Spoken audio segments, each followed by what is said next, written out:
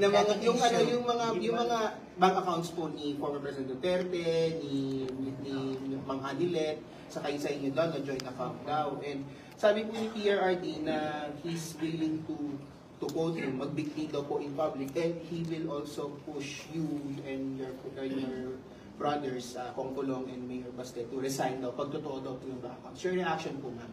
Oo. Actually, yung listahan ng bank account na yan, bank accounts, madami yan, di ba? Noong, was it 2016 na nilabas? Oo. Hanggang ngayon, may file ako niyan. Kasi nung lumabas yan, isa-isa ko pinuntahan lahat ng bangko. At tinanong ko sila isa-isa sa mga nakapangalan sa akin at yung mga accounts. Meron talagang mga accounts doon na hindi alam ng bangko, hindi ko rin alam, pero nandoon siya sa listahan. So,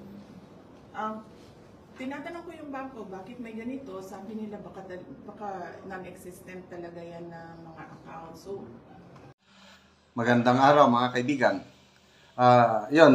Nagsalita si VP Sara tungkol sa mga alleged bank accounts ng mga Dutertes na inaakusa ni ex-Senator Trillanes na mayaman ang mga Dutertes dahil sa kanilang negosyo sa pinagbabawal na gamot. So, yun, pinuntahan mismo ni Sara yung mga bangko na yun at nagtaka ang mga bangko na wala namang existing ang mga accounts. So, gawa-gawa lang ng mga taong may galit sa mga Duterte. So, old issue na ito, mga bank accounts. Kaya nga, matapang si PRRD na, sige, mag-sign ako ng waiver ngayon na, basta sampalin kita sa publiko. Sabi niya kay Trillanes. Ito naman si Trillanes na, wala na, akala niya, sikat pa siya. Noon, sikat yan. Ngayon, wala na. Tingnan mo, pagka-senador, talunan. Ngayon, kakandidatong mayor sa Caloocan. Tingnan natin kung anong ibubuga niya bilang pagiging mayor ng Caloocan. Anyway, katatapos lang ang 89th founding anniversary celebration ng Office of the Vice President. Kaya yun, dinumog ng mga media personnel si VP Sara at yan na tanong ang tungkol sa issue ng mga bank accounts. May mga katanungan pa tungkol sa ICC, prosecution, at iba pang bagay sa Office of the Vice President. Panoorin natin ang iba pang tanong ng media. So, sa susunod na linggo, lahat yon ay pupuntahan namin para gawin yung mga Thanksgiving 89th anniversary. Okay. Magkano question lang po, wala po bang mga iba pang kaalyado o kilalang tao na nagpaabot din ng pagbati ngayong anniversary ng OVP? At saka ba't po wala po pumuntang iba? Kaya nga sabi ko, simple lang yung celebration namin. Unang-una dahil 89th anniversary lang ito at mas pinaghahandaan namin ang 90th anniversary sa susunod na taon na plano namin. Imbitahin yung mga nakaraang mga pangalawang pangulo. At nahati nga talaga kasi yung atensyon ng opisina dahil marami sa mga kababayan natin ang nasa evacuation centers dahil sa bagyo. So, ginawa namin simple na lang para mas marami yung mga personnel ng Office of the Vice President tumulong sa Disaster Operations Center. Ma'am, BP, ano na lang po paghahanda ng OVP po? Ngayon may bagyong Pipito. Yes, oo. Kung anong sinabihan ko na yung aming Disaster Operations Center, kung ano man yung naiwan na budget para sa November at December at ready na ipamigay, ibigay na siya sa mga areas na hindi ma-serve ng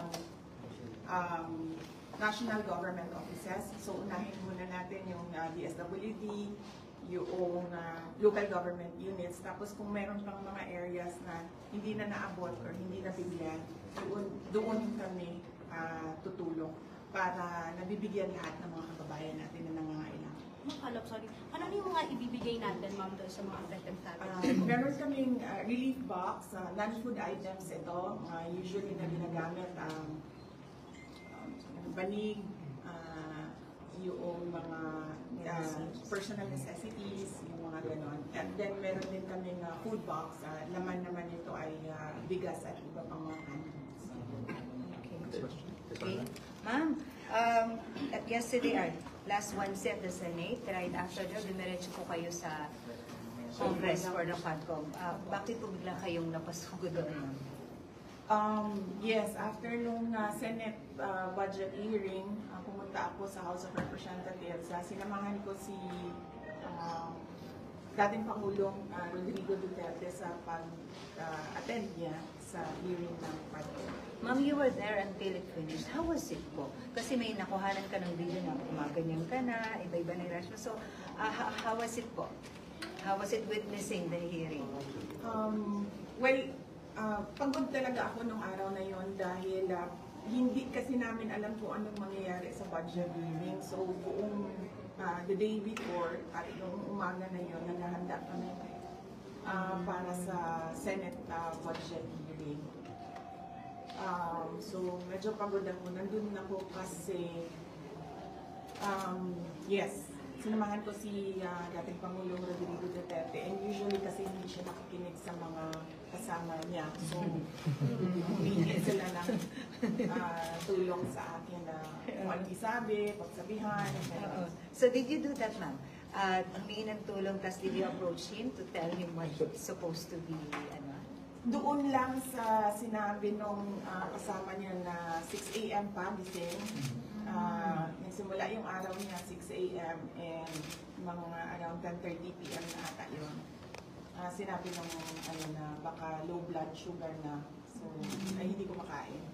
So nagpaalam ako na excuse na lang siya, but ayaw niya, pero naniwala naman siya nung sinabihan namin siya na kumain na muna siya. Pero ma'am, how was it po? Kasi earlier the senator said you don't expect a fair trial for fair hearing po for the president. Kayo, you were there mismo. So how was it po?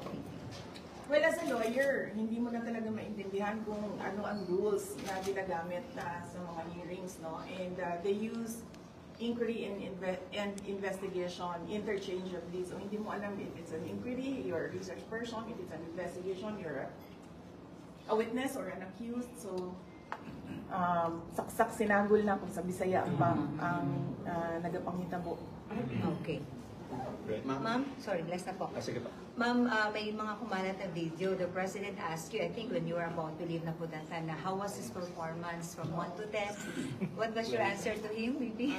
Sabi niya, kumusta yung performance ko? And I said, the best dramatic actor. So, after rating from 1 to 10, sabi ko, you're a 12. But you mean it. He was really at 12 now. Oh, yes. Ma'am, bakit best dramatic actor? Kayo na lang yung umintin naman sa ginagawa niya Ma'am, Nakita. Ma'am, I know na of course you were there at the hearing. Of course, nandun din yung kaliban, si former Senator Trillanes. Of course, hindi ko siya karibal. Saan ko siya karibal? Pero ma'am, kasi parang niraise yung former na No contest rin, ha? nirehash niya na mga yung mga bank accounts po ni former President Duterte, ni Mang Adilet, sa kayo sa inyo doon na joint account daw. And sabi po ni PRRD na he's willing to quote him, magbigti daw po in public, and he will also push you and your brothers, Kong Kulong and Mayor Baste, to resign daw, pag totoo daw po yung bank accounts. Your reaction po, ma'am? Oo. Actually, yung listahan ng bank account na yan, bank accounts, madami yan, di ba? Noong, was it 2016 na Yes, nilabas? Oo. Hanggang ngayon, may file ako niyan. Kasi nung lumabas yan, isa-isa ko pinuntahan lahat ng bangko. At tinanong ko sila isa-isa sa mga nakapangalan sa akin at yung mga accounts. Meron talagang mga accounts doon na hindi alam ng bangko, hindi ko rin alam, pero nandoon siya sa listahan. So, tinatanong ko yung bangko, bakit may ganito? Sabi nila baka non-existent talaga yan na mga accounts. So, meron akong accounting even nung mga sinasabi nilang transactions. Tinanong ko din yan sa bank. Okay, sa akin naman po, may buntag, ma'am.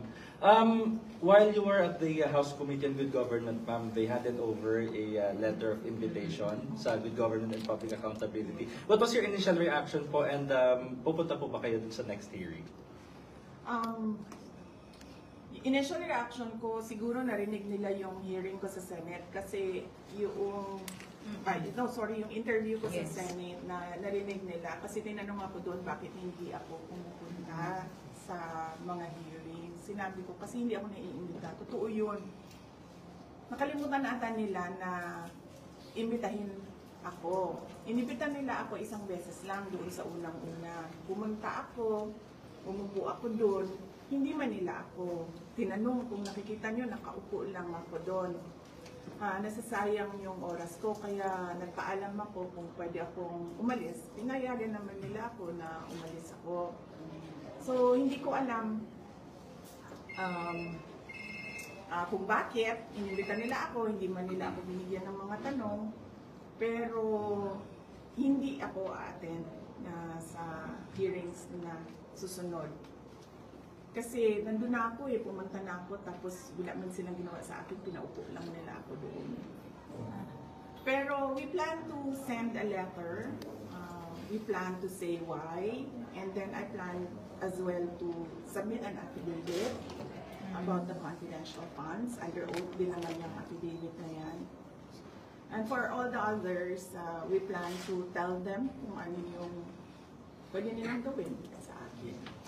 Ma'am, additional sa binanggit ni Red, though this is not new anymore, binanggit ulit ni Trillanes yung sinasabing yung kapatid niyo daw po is the drug smuggler, even implicated your husband po na si Attorney Masrato. What's your take on this po? Siguro mas maayo kung sila na lang ang ato ang patubagon ni Ana.